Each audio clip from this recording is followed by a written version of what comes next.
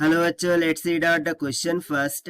A parallel plate air condenser whose each plate has an area S is equals to 100 centimeter का square is connected in series to an AC circuit. ठीक है, एक parallel plate condenser है, उसका cross sectional area दे दिया है plates का, उसे कनेक्ट किया जाता है सीरीज में इन एसी सर्किट.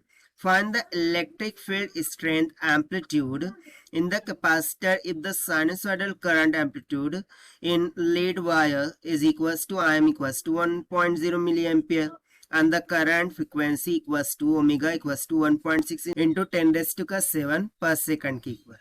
तो चलिए स्टार्ट करते हैं हम यहाँ पे सॉल्यूशन से. But before of its let's talk about some key concept which we are going to use here for this question. So basically यदि मैं बात करूं रियल करंट की इक्वेशन की, सो वो किसके इक्वल हो जाएगा? Real current I will be equals to जो भी आई मैक्सिमम है वो into sine of omega t, इसके इक्वल हो जाता है. उसके बाद जो बेसिकली करंट डेंसिटी होती है उसको हम जे से डिनोट करते हैं and that is nothing but equals to, वो किसके इक्वल होता है? जो भी करंट है वो divided by this surface area, जिसको हम बेसिकली एस से डिनोट करते हैं.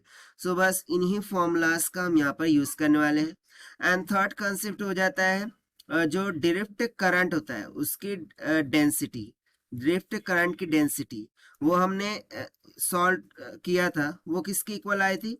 माइनस ऑफ डेल डी का बार डिवाइडेड बाय डी टी, जहां पर डी क्या है? डिस्प्लेसमेंट करंट को इंडिकेट कर रहा है. ठीक है, यहाँ पर ये जो कैपिटल डी आपको दिख रहा है ये डिस्प्लेसमेंट करंट को इंडिकेट कर रहा है. तो चलिए इसी कॉन्सेप्ट का यूज करके सॉल्यूशन स्टार्ट करते हैं. तो सबसे पहले तो मैं सरफेस एरिया को मीटर में कर लेता हूँ, हो जाएगा 100 इंटू 10⁻⁴ मीटर का स्क्वायर. उसके बाद आई एम की वैल्यू हमें गिवन है 1 मिली एम्पियर, यानी कि 1 इंटू 10⁻³ एम्पियर हो जाएगा. उसके बाद हमें फ्रीक्वेंसी गिवन है, current frequency omega equals to 1.6 into 10⁻⁷ पर सेकंड. ठीक है, इतनी वैल्यूज हमें यहाँ पर गिवन है. तो चलिए स्टार्ट करते हैं. तो सबसे पहले तो मैं यहाँ पर यदि करंट डेंसिटी को लिखूं, ठीक है, सो जे कैप ले लेते हैं डायरेक्शन के साथ. So it will be equals to क्या है? Current divided by this surface area and that will be equals to current क्या है?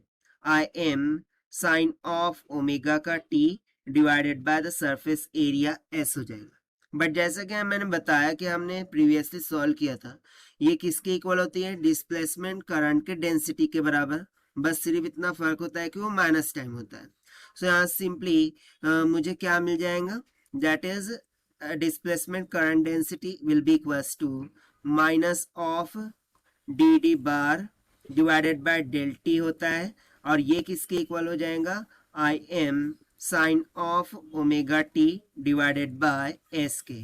ठीक है, सो यदि मैं इसको क्रॉस मल्टीप्लाई करके दोनों तरफ इंटीग्रेशन ले लूं, ठीक है, सो मुझे यहाँ से कैपिटल डी की जो वैल्यू है डिस्प्लेसमेंट करंट की वैल्यू, ठीक है, वो किसके इक्वल मिल जाएंगी?